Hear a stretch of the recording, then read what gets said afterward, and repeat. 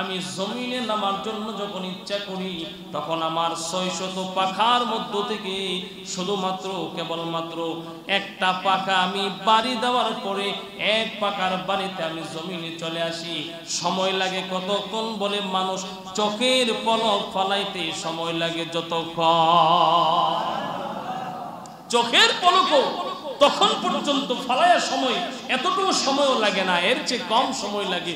জিব্রাইল সিদরাতুল মুনতাহা থেকে সীমান্ত এলাকা থেকে ওই বর্ডার থেকে, যেই বর্ডার দুনিয়ার শেষ বর্ডার আর আরশে আজিমের প্রথম বর্ডার। ইন্না আউওয়ালা বাইতি উদিআ লিন-নাস লাল্লাযী বিবাক্কাতা মুবারাকান ওয়া হুদাল লিল-আলামিন ফীহি আয়াতুন বাইয়িনাতুম মাকামু ইব্রাহিম ওয়া মান দাখালাহু কানা আমিনা ওয়ালিল্লাহি আলান নাসি হিজ্জুল বাইতি মান ইসতাতাআ ইলাইহি সাবিলা ওয়া মান কাফারা ফা ইন্নাল্লাহা গনিয়্যুন আনিল আলামিন।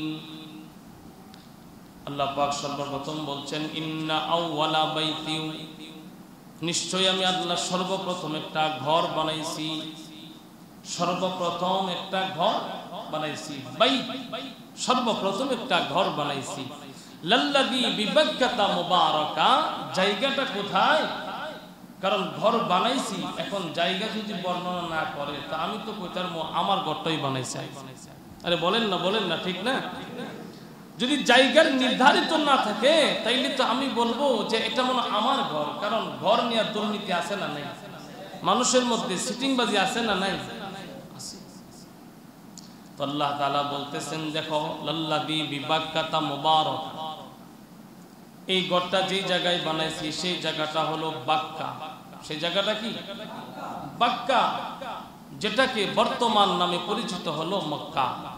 বর্তমান, আগের যুগে বাক্কা, বর্তমান মক্কা, আগের যুগে হলো বাক্কা। মুবারাকা, যে ঘরটাকে আমি আল্লাহ বরকতময় বানাইছি, বরকতময়। ইন্না আউওয়ালা বাইতি উদিআ লিন-নাস লাল্লাযী বিবাক্কাতা মুবারাকা ওয়া হুদাল লিল-আলামিন। আমি আল্লাহ সর্বপ্রথম জমিনের মধ্যে একটা ঘর বানাইছি, যখন জমিনের মধ্যে অন্য কোনো ঘর ছিল না, জমিনের মধ্যে কোনো মানুষ ছিল না, জমিনের মধ্যে পাহাড় পর্বত বলতে কিছুই ছিল না। এই জমিন, গোটা জমিনটাকে আল্লাহ পাক পানি আর পানি বানায় রাখছেন। গোটা জমিনে পানি ভরপুর, সব জায়গায় পানি, জমিন নাই, মাটি নাই। আল্লাহ পাক রব্বুল আলামিন তার ইলমের মধ্যে আছেন, জমিন বানাইবেন, মানুষ বানাইবেন, জিন জাতি বানাইবেন, ইনসান বানাইবেন, ফেরেশতা বানাবেন। আল্লাহ পাক গোটা জমিনকে সুন্দর করে সাজাইবেন, এটা আল্লাহ পাকের ইলম আছে, ওয়াকিফ হাল, আল্লাহ পাক জানেন। মানুষ তখন জানে যখন কোনো একটা জিনিস ঘটে, ঘটার পরে মানুষ জানে।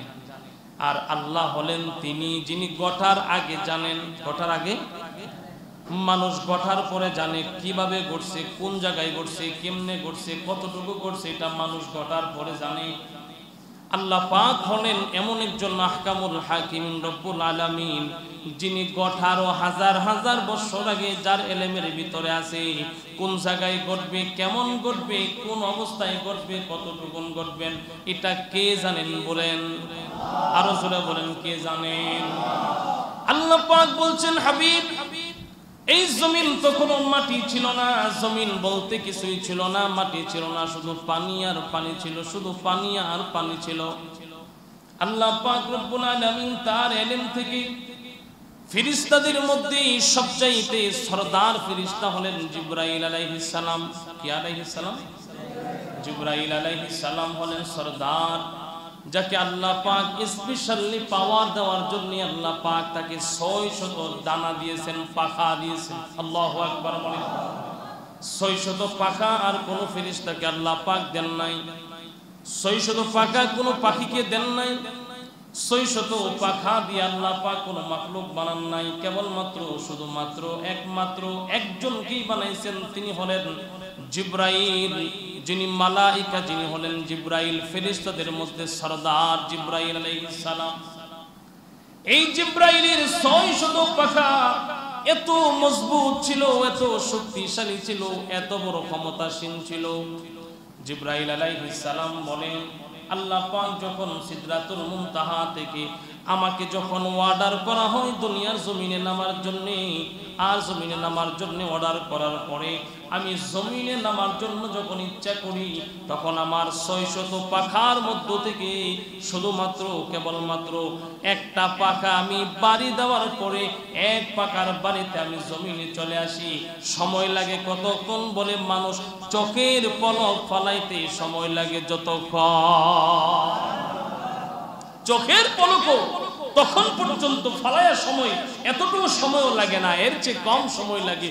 জিবরাইল সিদরাতুল মুনতাহা থেকে সীমান্ত এলাকা থেকে ওই বর্ডার থেকে, যেই বর্ডার দুনিয়ার শেষ বর্ডার আর আরশে আজিমের প্রথম বর্ডার, সুবহানাল্লাহ পড়েন না, লাস্ট বর্ডার, যেখানে দুনিয়া বলতে আর কিচ্ছু নাই, জমিন বলতে কিচ্ছু নাই।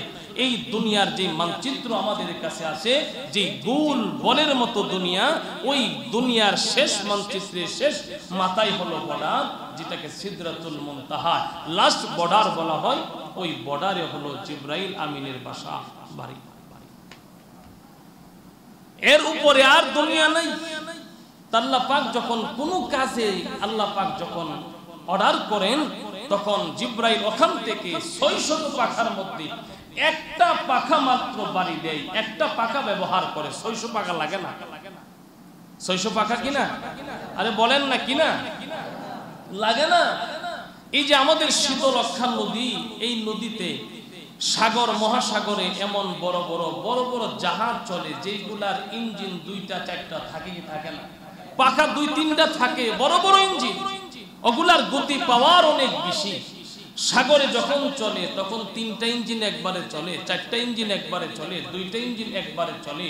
গতি পাওয়ার খুব বেশি, কারণ অল্প সময়ে মহাসাগর পাড়ি দিতে হবে, সাগর পাড়ি দিতে হবে, নতুবা যে কোনো সময় জলদস্যুদের হাতে কবলে পড়তে পারে। পারে কি পারে না? এই জন্য দ্রুত ওভার করার জন্য, দ্রুত যাওয়ার জন্য ওই 2-3টা ইঞ্জিন চালায় দেয়। এখন ওই জাহাজ যদি শীতলক্ষা আইসা 2-3টা ইঞ্জিন চালায়, তো কি কোন জাহাজ ঠিক মতো যাইতে পারবো? ছোট্ট নদী, এটার মধ্যে 2-3টা ইঞ্জিন থাকার পরও চলতে পারবে না। ওই কোনো জাহাজ যদি কোনো কারণে এই শীতলক্ষায় আসে, তাইলে একটা ইঞ্জিন